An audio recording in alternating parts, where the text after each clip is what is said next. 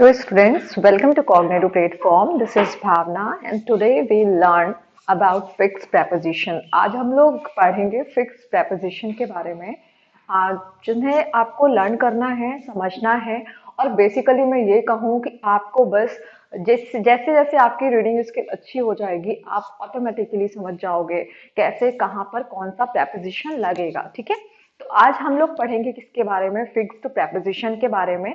इससे पहले मैंने आपको बता दिया है, मैंने बहुत ही मैंने एक्सप्लेन किया है आपको कि कैसे हम कहाँ पर ऑन का यूज करेंगे, टू का यूज कैसे करते हैं, ठीक है, और इन का यूज कहाँ होता है, फॉर का यूज कैसे करते हैं, क्रॉस का यूज, अबव का यूज, ठीक है। अगर आपको कोई प्रॉब्लम है, कोई चीज, कोई टॉपिक नहीं समझ पे आ रहा है तो आप कमेंट सेक्शन पे आप कमेंट करिएगा, I will try to explain, right. Okay, then हम लोग को स्टार्ट करना चाहिए। आज सबसे पहले मैं ये बताऊंगी फिक्स्ड प्रेपोजिशन के बारे में। फिक्स्ड प्रेपोजिशन मतलब जिन वर्ड्स के साथ क्या होगा, टू विद लगना ही लगना है, ठीक है। तो ये सबसे पहले इनको पढ़ने से पहले हम ये समझते हैं कि कैसे कहाँ पर एग्री के साथ टू लगेगा और किस सेंटेंस में एग्री के साथ विद लगेगा, ठीक है। एग्री के साथ ऑन लगेगा, क्योंकि आपने देखा होगा कभी कभी सेंटेंसेस में लिखा होता है एग्री टू, ठीक है, फिर किसी सेंटेंस में आप एग्री विद देखते हैं, देन आप एग्री ऑन देखते हैं, तो आप कंफ्यूज हो जाते हैं कैसे कहाँ पर हम क्या करेंगे, हम एग्री टू लगाएंगे, कैसे एग्री विद लगाएंगे और एग्री ऑन लगाएंगे। एंग्री एंग्री एंग्री का मीन्स आपको क्लियर ही है। एंग्री विद कहाँ पर यूज होगा और एंग्री फॉर कैसे यूज करेंगे, ठीक है। नेक्स्ट क्या है, एंग्री एट। तो ये सारी चीजें मैं आपको थोड़ा सा डीप में जाके एक्सप्लेन करूंगी, लेकिन सबसे पहले हम लोग देख लेते हैं पढ़ना क्या है हमको। अनॉयड विद लिखा हुआ है तो अनॉयड विद, ठीक है। अनॉयड एट लिखा हुआ, कैसे हम अनॉयड एट यूज करेंगे और अनॉयड विद यूज करेंगे सेंटेंस में। एंक्सियस फॉर का क्या मतलब है और एंक्सियस अबाउट का क्या मतलब है, क्योंकि इनसे मीनिंग्स चेंज होंगी, ठीक है। ब्लाइंड टू, एंक्सियस की मीनिंग नहीं चेंज होगी, फॉर का मतलब ये, मैं ये नहीं कह रही हूँ कि मीनिंग पूरी चेंज हो जाएगी। ब्लाइंड टू और ब्लाइंड ऑफ, तो ये सारे वर्ड्स हम लोग पढ़ेंगे और इनके साथ जो फिक्स्ड प्रेपोजिशन यूज होगा ये सारी चीजें समझेंगे, ठीक है। तो सबसे पहले हम लोग बात करते हैं किसकी, एग्री की। एग्री की मतलब किसी से किसी भी मैटर पे एग्री करना। तो अब यहाँ पे क्या है, एग्री टू कहाँ पर यूज होगा, एग्री विद कैसे यूज होगा और एग्री ऑन कैसे यूज होगा। अगर किसी भी सेंटेंस में आप किसी के प्रपोजल से एग्री कर रहे हो तो वहां पे क्या हो जाएगा, एग्री टू। क्या बोला मैंने, अगर किसी भी मैटर पर, मान लीजिए अगर किसी प्रपोजल पर आप एग्री कर रहे हो तो एग्री टू होगा। अगर आप किसी पर्सन से एग्री कर रहे हो तो एग्री विद होगा, ठीक है। किसी, फिर से सुनिएगा, एग्री टू हम यूज करेंगे जब हम किसी प्रपोजल, किसी भी पर्टिकुलर पर्सन के प्रपोजल पर एग्री कर रहे हो तो एग्री टू होगा। एग्री विद मींस जब हम पर्सन से एग्री करते हैं तो एग्री विद होगा, ठीक है। एग्री विद में क्या होगा, जब हम किसी पर्सन से एग्री करते हैं, लेकिन जब हम किसी मैटर पर एग्री करते हैं, किसी टर्म्स पर एग्री करते हैं तो वहां पर क्या होगा, एग्री ऑन होगा। मैं फिर से एक्सप्लेन करती हूँ। एग्री आप ऐसे समझ लीजिएगा, एग्री लिखा हुआ है, ठीक है, एग्री लिख दिया मैंने। अब टू का मतलब क्या है, एग्री के साथ अगर टू यूज हुआ है तो मीन्स क्या है, प्रपोजल। एग्री टू मीन्स किसी से एग्री करना उसके प्रपोजल पर, ठीक है, प्रपोजल। तो समझ में आ रहा है। फिर उसके बाद मैंने बोला विद मीन्स क्या है, पर्सन।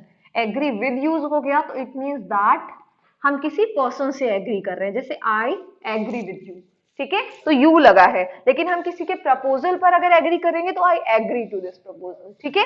अब उसके बाद एग्री ऑन है, तो जब हम किसी के किसी मैटर पर किसी टर्म्स पर एग्री करते हैं, ठीक है, वहां पे एग्री ऑन।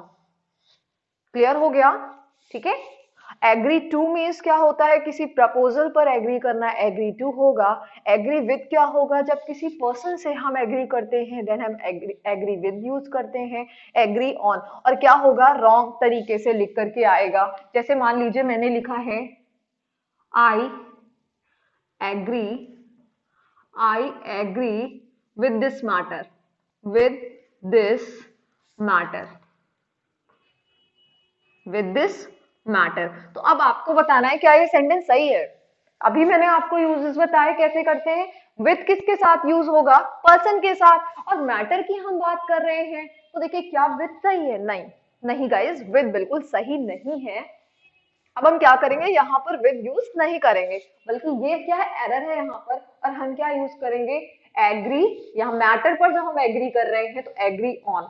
ठीक है, क्लियर हो गया। जब हम किसी प्रपोजल पर एग्री करते हैं तो एग्री टू, किसी पर्सन से एग्री करते हैं तो एग्री विद यूज होगा। एग्री ऑन किसी मैटर या किसी टर्म्स पर एग्री करते हैं तो एग्री ऑन होगा। ये जितने भी मैंने आपको फिक्स प्रपोजिशन दिए हैं किसी ना किसी एग्जाम में आए हुए हैं। ठीक है, तो ये एग्जाम्स के लिए बहुत ही इंपॉर्टेंट है। देखिए नेक्स्ट हमारा ये वर्ड आता है, आप लोग पहले से नोट कर लीजिए। फिर देखिए क्या है next, angry with, angry for, angry at. क्या लिखा हुआ, एंग्री, तो आप सबको पता ही एंग्री का मीन्स क्या होता है। ठीक है, एंग्री विद, तो देखिए विद का जो बेसिक मतलब एक यूज है, क्या है, विद का मतलब साथ। जैसे मैंने उसको स्टिक से मारा, इंस्ट्रूमेंट के लिए भी विद यूज करते हैं। किसी पर्सन के लिए भी आप किसी भी वर्ड के साथ विद का यूज कर सकते हैं। तो angry with person, with a person, जब हम किसी पर्सन से एंग्री होते हैं, ठीक है, या एंग्री करते हैं, तो हम क्या करते हैं, वहां पर विद यूज करते हैं। तो क्या बताया मैंने, जब किसी पर्सन से हम एंग्री होते हैं तो एंग्री विद यूज होगा। ठीक है, अब एंग्री फॉर वही चीज है। एंग्री फॉर क्या होगा, जब हम किसी कॉज पर एंग्री होते हैं, नाराज होते हैं, तो वहां पर क्या हो जाएगा, एंग्री फॉर होगा। एंग्री एट थिंग, मतलब यहाँ पर भी किसी चीज को लेकर के एंग्री होते हैं तो एंग्री एट। एग्री मतलब क्या होता है, सहमत होना, और एंग्री मतलब क्या होता है, नाराज होना। ठीक है, तो एंग्री फॉर मतलब कॉज के लिए, और एंग्री एट मतलब थिंग के लिए। तो क्लियर हो गया। वैसे ही जैसे मैंने ये सेंटेंस लिखा है, ऐसे ही आप इसे भी वन बाय वन करके लिख सकते हो। फिर से मैं एक बार एक्सप्लेन करती हूँ। जब अभी मैंने आपको क्या बताया कि एग्री और एंग्री, ठीक है, जिसमें एग्री का मतलब क्या होता है, किसी से एग्री करना, सहमत होना, एग्री का मतलब होता है। और एंग्री का मतलब क्या होता है, नाराज होना। अब देखिए एंग्री का आपने देखा होगा कहीं पर टू लिखा होता है, कहीं क्या लिखा होता है, एंग्री विद, कहीं एंग्री ऑन लिखा होता है। अब क्या होता है कि हम कंफ्यूज होते हैं कैसे कहां पर, क्योंकि ऐसी मिस्टेक्स आती हैं एग्जाम में, 2-3 मार्क्स के तो आपके प्रेपोजिशन होते हैं। ठीक है, अब एंग्री टू लिखा हुआ है तो यहाँ पे टू का मतलब है प्रपोजल से, एंग्री विद मीन्स पर्सन से, एंग्री ऑन का मतलब है किसी मैटर या टर्म से हम क्या, सॉरी एंग्री मैं बोल रही थी, I think agree, agree, AGREE, agree. ठीक है, एग्री करना। ठीक है, एंग्री विद मतलब क्या होगा, पर्सन। ठीक है, एंग्री विद मतलब नाराज होना किसी पर्सन से। एंग्री फॉर मतलब क्या हो जाएगा, जब किसी कॉज को लेकर के हम एंग्री हैं। एंग्री एट मतलब किसी मैटर, ठीक है, थिंग, किसी चीज को लेकर के। तो क्लियर हो गया, ये हमारा, हम लोगों ने पढ़ा एग्री और एंग्री के बारे में। तो अभी आप लोगों को बस सुनना है और सुन के समझना है, और हो सके तो आप लोग राइट कर लीजिए। देन उसके बाद जब हम लोग एक्सरसाइज करेंगे, इससे रिलेटेड प्रैक्टिस करेंगे, तो और भी ज्यादा मैं क्लियर, कुछ सेंटेंसेस इनसे रिलेटेड मैं लेकर आऊंगी तो हम लोग उसे क्लियर करेंगे। ठीक है, नेक्स्ट देखिए क्या लिखा है, अनॉयड विद, अनॉयड एट। क्या लिखा है, अनॉयड विद और अनॉयड एट। ठीक है, annoyed with and annoyed at, जिसमें अनॉयड विद अ पर्सन, जब किसी पर्सन से हम अनॉयड होते हैं तो अनॉयड विद लगता है। ठीक है, और यहाँ पे मैंने सेकंड फॉर्म यूज की है। ठीक है, अनॉयड एट मीन्स समथिंग, ठीक है, किसी चीज को लेकर के होते हैं। विद, तो विद बेसिकली क्या है, किसी पर्सन के लिए, agree with, agree, angry with. ठीक है, annoyed with person. Annoyed at का है किसी चीज को लेकर के, जब हम किसी से अनॉय हैं। ठीक है, तो क्लियर हो गया ये। अब उसके बाद हम फिर से एक बार मैं फिर से क्लियर कर दे रही हूँ, annoyed with means a person, annoyed at means something. Then anxious for safety, जब हम किसी के लिए एंग्शियस होते हैं, चिंतित होते हैं, किसके लिए, उसकी सेफ्टी के लिए या हेल्थ के लिए, तो फॉर यूज होगा। लेकिन जब हम उसके किसी रिजल्ट को लेकर के एंग्शियस होते हैं तो क्या हो जाएगा, अबाउट होगा। ठीक है, क्या बोला मैंने, एंग्शियस फॉर की बात करेंगे तो एंग्शियस फॉर मीन्स क्या होगा, जब किसी की सेफ्टी, किसी की हेल्थ को लेकर के हम एंग्शियस होंगे तो हम फॉर यूज करेंगे। ठीक है, जैसे I am anxious for your health. ठीक है, क्लियर हुआ, I am anxious for your health, तो यहाँ पे क्या हो जाएगा, यहाँ पे फॉर यूज होगा। ठीक है, अब यहाँ पे एंग्शियस अबाउट है, तो जब हम किसी रिजल्ट को लेकर के एंग्शियस होते हैं तो यहाँ पर क्या हो जाएगा, एंग्शियस अबाउट हो जाएगा। तो क्लियर हो गया। ब्लाइंड टू, गाइज ये मोस्ट इंपॉर्टेंट है, ब्लाइंड टू, ब्लाइंड ऑफ, और ये DSSB में आया हुआ क्वेश्चन है, ब्लाइंड टू, ब्लाइंड ऑफ। देखिए ब्लाइंड टू का क्या हो जाएगा, ब्लाइंड टू मीन्स जब हम किसी की फॉल्ट, किसी की मान लीजिए मिस्टेक्स, जो गलती करते हैं उसको लेकर के अगर हम ब्लाइंड है तो देखिए क्या हो जाएगा, ब्लाइंड टू। ठीक है, क्लियर हो गया। ब्लाइंड टू का मतलब क्या हो जाएगा, जब हम किसी की फॉल्ट से, मान लीजिए किसी की गलती को क्या कर रहे हैं, आंखों को ले करके हम ब्लाइंड हैं, तो देन हम यूज करेंगे ब्लाइंड टू। अगर हम क्या है, वो किसी भी पर्टिकुलर पर्सन की बात कर रहे हैं और उसकी आई से मान लीजिए वो अंधा है, तो ब्लाइंड ऑफ हो जाएगा। ब्लाइंड ऑफ मीन्स ये इंडिकेट करता है आईज के लिए, हाँ, और यहाँ पे ब्लाइंड टू किसी के फॉल्ट के लिए। तो क्लियर हो गया, मोस्ट इंपॉर्टेंट है इन सारे वर्ड्स में ब्लाइंड टू और एंग्री और एग्री तो मोस्ट इंपॉर्टेंट है। ठीक है, फिर से एक बार हम लोग समझते हैं इसे। अनॉयड विद अ पर्सन होता है, अनॉयड एट मीन समथिंग होता है। ठीक है, एंग्सियस फॉर मीन जब हम किसी की सेफ्टी, ये भी इंपॉर्टेंट है। एंग्सियस फॉर क्या होगा, जब किसी की हम हेल्थ को लेकर के वरीड है, तो यहाँ पे एंग्सियस फॉर होगा। जब हम किसी उसके रिजल्ट को लेकर वरीड है, तो क्या हो जाएगा, एंग्सियस अबाउट होगा। ब्लाइंड टू की बात करते हैं, ब्लाइंड टू जब हम किसी की फॉल्ट को अनदेखा करते हैं, ठीक है, तो ब्लाइंड टू हो जाएगा।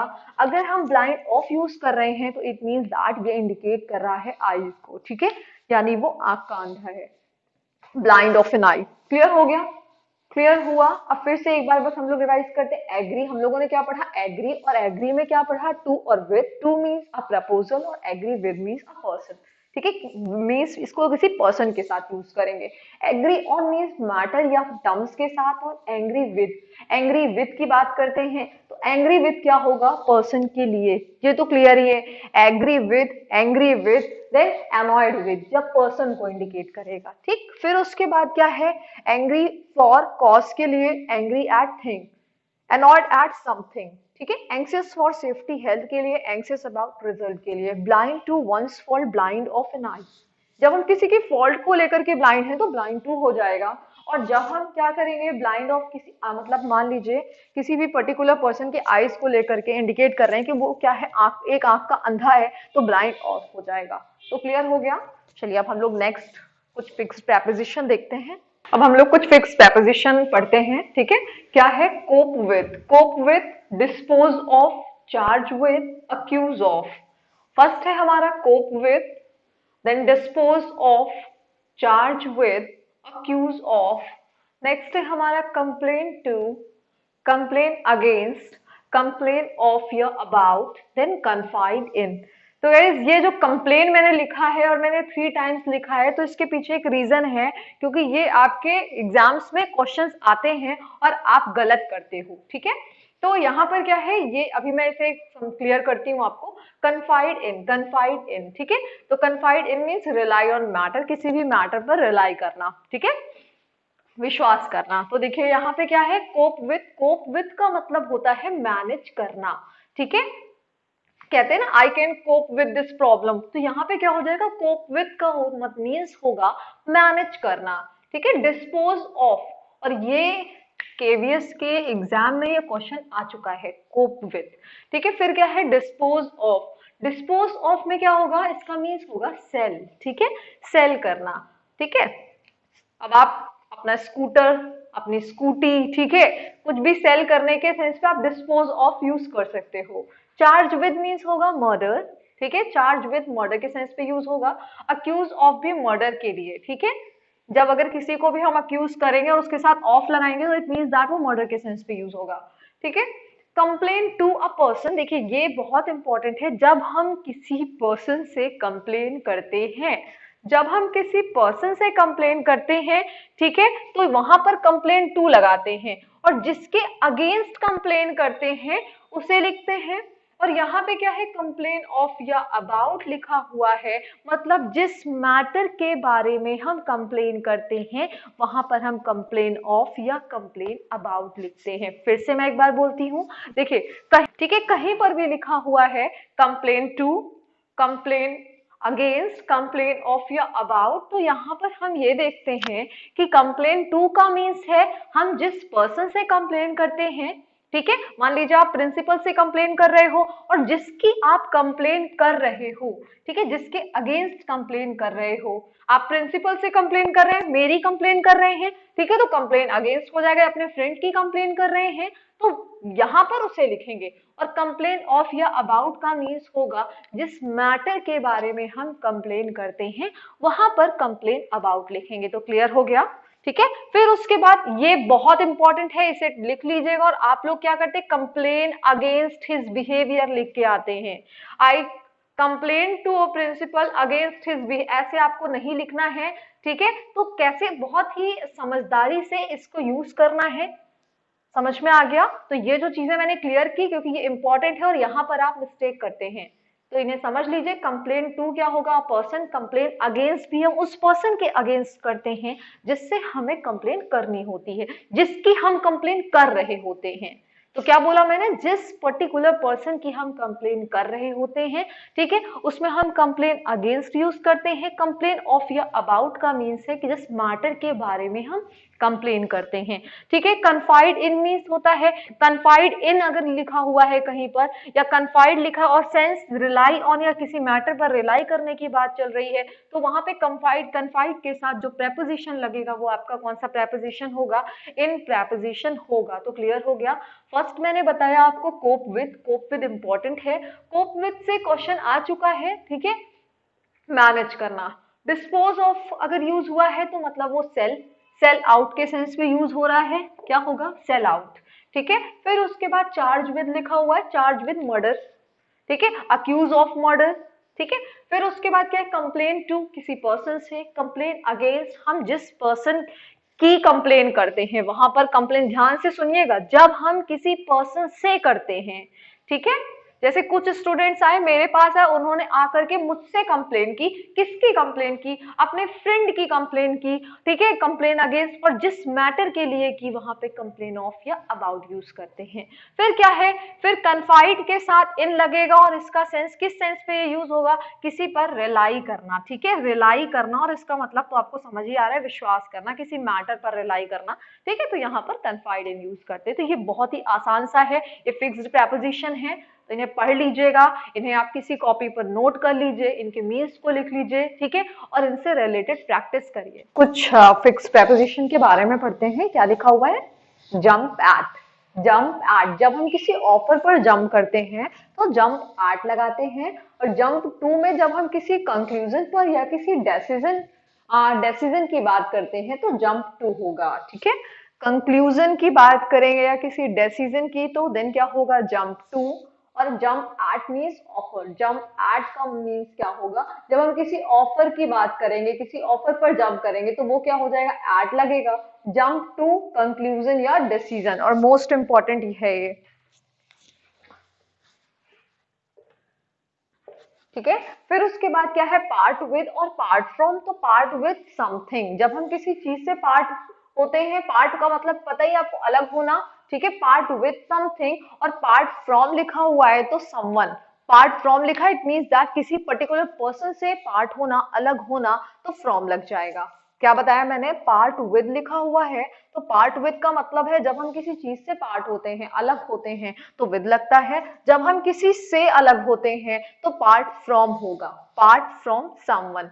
क्लियर हो गया। जब हम किसी डिसीजन पे, किसी कंक्लूजन में पहुंचते हैं तो जंप टू लिखेंगे, ना कि जंप एट लिखेंगे। और जंप एट मीन्स जब किसी ऑफर पे हम जंप करते हैं तो वो क्या हो जाएगा, एट, जब हम किसी ऑफर की बात करेंगे, ठीक है। तो यहाँ पे क्या है, डिफर। देखिए अब नेक्स्ट क्या है आपका, differ from, differ with. Differ from और डिफर विद, देखिए डिफर विद मतलब क्या होता है, जब हम किसी से शेप और साइज पर डिफर है तो क्या हो जाएगा, फ्रॉम, ठीक है। डिफर फ्रॉम की बात करेंगे तो डिफर फ्रॉम, डिफर के साथ जो प्रेपोजिशन फ्रॉम यूज हो रही है, इट मींस दैट शेप और साइज को इंडिकेट कर रही है, ठीक है। और अगर ऐसा नहीं होगा तो आप क्या करोगे, आप देखोगे क्या ये जो सेंटेंस लिखा हुआ है क्या ये सही है, अगर ये सही नहीं है, ठीक है, अगर ये शेप साइज की बात नहीं कर रहे हैं तो डिफर फ्रॉम नहीं होगा। डिफर विद मतलब जब हम किसी से किसी मैटर पर डिसएग्री करते हैं देन हम क्या यूज करेंगे, differ with. It means that differ from is used with shape and size and differ with is used with whenever we are disagree about matter, ठीक है। जब हम किसी भी पर्टिकुलर पर्सन से डिसएग्री करते हैं, असहमति जताते हैं, तो क्या हो जाएगा हमारा, डिफर विद। समझ में आया। Differ from means most important है, डिफर फ्रॉम मीन्स क्या हो जाएगा, जब हम किसी से शेप या साइज में डिफर है तो क्या हो जाएगा, डिफर मतलब क्या होता है, अलग होना, ठीक है। तो यहाँ पे क्या हो जाएगा, मतलब डिफरेंट, डिफर का मतलब ही क्लियर हो रहा है, तो जब हम शेप साइज में डिफरेंट हैं तो differ from, differ with means किसी मैटर पर जब हम डिसएग्री करते हैं तो क्या हो जाएगा, वो डिफर विद होगा। ठीक है, वर्ड देखिए ये भी मोस्ट इंपॉर्टेंट है। वर्ड फॉर वर्ड मीन्स क्या होता है, एज इट इज, जैसा लिखा हुआ है वैसे ही, एज इट इज। तो इसमें हम क्रैम को इंपॉर्टेंट देते हैं, क्रैमिंग की बात करते हैं, as it is. Word for, teacher ने कहा आपको वर्ड फॉर वर्ड पूरा क्या करना है, जितना मैंने पढ़ा है तैयार करके आना है, तो वर्ड फॉर वर्ड हो जाएगा। लेकिन वर्ड बाय वर्ड क्या होता है, जब हम रीडिंग की बात करते हैं, जैसे लिखा हुआ है, जैसे अगर आप क्या करो, अगर किसी भी पर्टिकुलर मैटर, किसी पर्टिकुलर फाइल पर जो बहुत ही इंपॉर्टेंट है, अगर उसमें आप साइन कर रहे हो तो आप वर्ड बाय वर्ड क्या कर लो, उसे रीड कर लो, ये नहीं होगा वर्ड फॉर वर्ड।